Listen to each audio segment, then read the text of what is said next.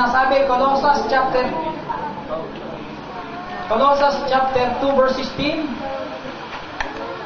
Okay, nakita niyo na po ba?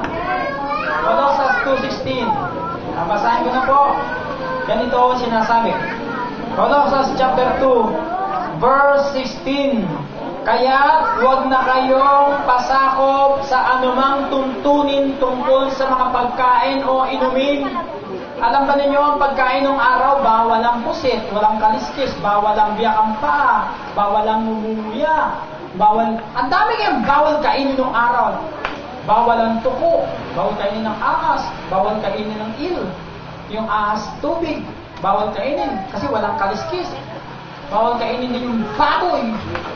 Oh, bawal yung kuneho, bawal kainin yung tinatawag na ano yung kuneho, isa pa yung rabbit.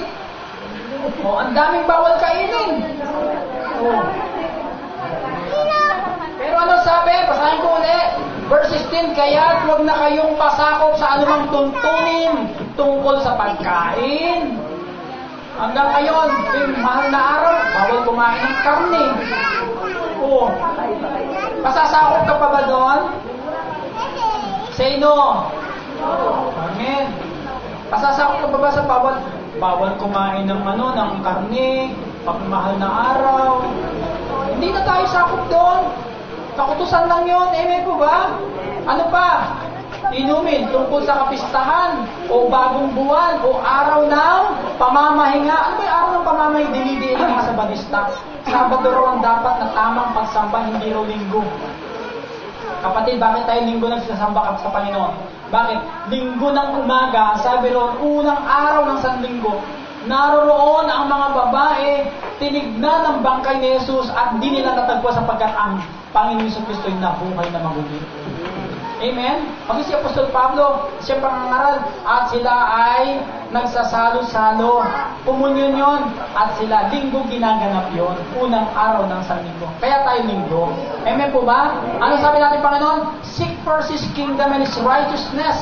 O, ano ba talaga tingnan mo sa kalendary natin? Ano yung unang araw? Linggo.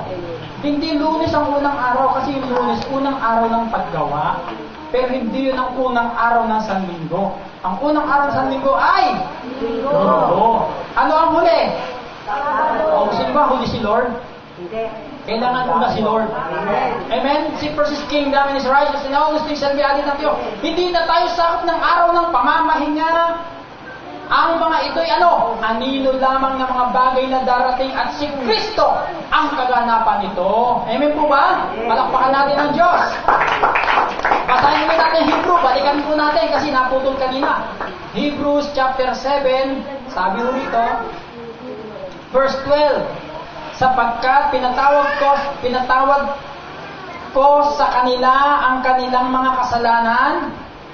Verse 12, ulitin ko, sapagkat ipapatawad ko sa kanila ang kanilang mga kasalanan at lilimutin ko na ang kanilang mga kasamaan. Yun po yung pangako ng ating Diyos sa'yo. Sa'yo. Pangako ng Diyos sa'yo, lilimutin niya yung mga kasalanan natin. Amen? Amen. Pero dati nakatala eh. Bakit nakatala ng araw? Pakinggan nyo mabuti kung bakit nakatala ng araw. James chapter 2 verse 10. Konting lipat lang, Santiago na, no? Abanti pa ng konti. James chapter 2 verse 10. Ang tumutupad sa buong kautusan, ngunit lumabag sa isa ay lumabag sa lahat. Amen? O kung sabi ng isa, alam mo, susunod ka naman yung 10 utos ng Diyos, isa lang nalabag. Ano yun?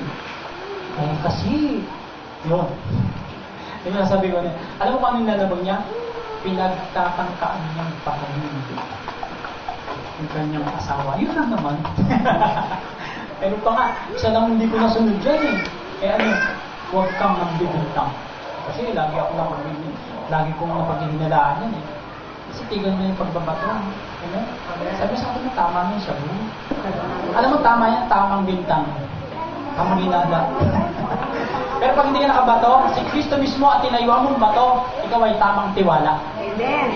Malaki ang tiwala mo sa Diyos. Malaki rin ang tiwala mo sa asawa mo. Amen po ba? Palakpakan natin si Lord. Balik tayo sa Hebrew. Kapag may tumuto pa sa 10 utos, tatisod sa isa, anong mangyayari? Wala. Ibag lahat. Kaya nga, huwag na tayo doon sa ilalim ng kautosan na yun. Kailangan nandito na sa ilalim ng biyaya ng Diyos. Verse 13. Nang sabihin ng Diyos ang tungkol sa bagong tipan, pinawalan niya ng bisa ang una. At anumang nawawalan ng bisa ay naluluma, ay malapit na mawala. Saan na kayo ngayon? Alam mo yung chronological history ng Biblia? Ito utos noon. Pero ngayon, ito na utos ngayon. Amen? Kasi yung ibang mga ngaral, pati yung lumang tipan, kinukuha nila. Ang sabi sa Biblia, huwag kang papatay dito. Ibigin mo ang iyong kaaway. Ipanalangin mong pagpalain. Sabi rito ni Kristo, amen po ba? Kaya lang pagdating sa lumang tipan, yun ang binabasa nila. Ano sabi? Si David maraming pinatay. Si Samson maraming hinukuman. Kaya kami pwede pumatay. Ano na? Kaya nga hindi po pwede. Kailangan malaman natin yung chronological yun. Mula sa lumang tipan, mayroong usapan. Pagkatapos, dito ay mayroong kasunduang naganap. Pagkatapos, ito na yung bago ngayon. Saan kayo ngayon? Sa dati? Sa luma o sa bago? Sa bago. Sa karya ni Satanas o sa karya ng Diyos?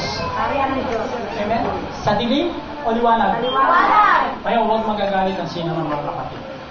Meron pa tayong babasahin isa. Ikalawang Korinto 4:4. Yung mga taong ayaw tumanggap sa Ebanghelyo ni Kristo, ano ang tawag? Ikalawang Korinto 4:4. 2 Corinthians chapter 4 verse 4. Ang sabi dito, hindi sila sumampalataya sabi dito, hindi sila sumampalataya sapagkat ang kanilang isip ay binulag ng Diyos ng daigdig na ito. Sino ba ang Diyos ng daigdig na ito? Si Satanas. Sila ay binulag nito upang hindi nila makita ang liwanag ng mabuting balita tungkol sa kaninga ni Kristo na siyang larawan ng Diyos. Kaya nga, ang taong ayaw magbasa ng Ebanghelyo ni Kristo, bulag. Sabi mo sa katabi mo, buti na lang, hindi ka na bulag. Amen? Alam mo ang dyablo? Ang gusto ng dyablo hanggang ngayon, lumang tipan pa rin tayo. Pero ang gusto ng ating Diyos Ama sa langit, maging ng kanyang anak na si Jesucristo, magliwanag sa atin ang kaninningan ni Kristo ay ito sa pamagitan ng Ebanghelyo. Amen po ba? God is good? All the time? Okay, last verse. Samahan niyo po, 1 Corinthians chapter 1 verse 21.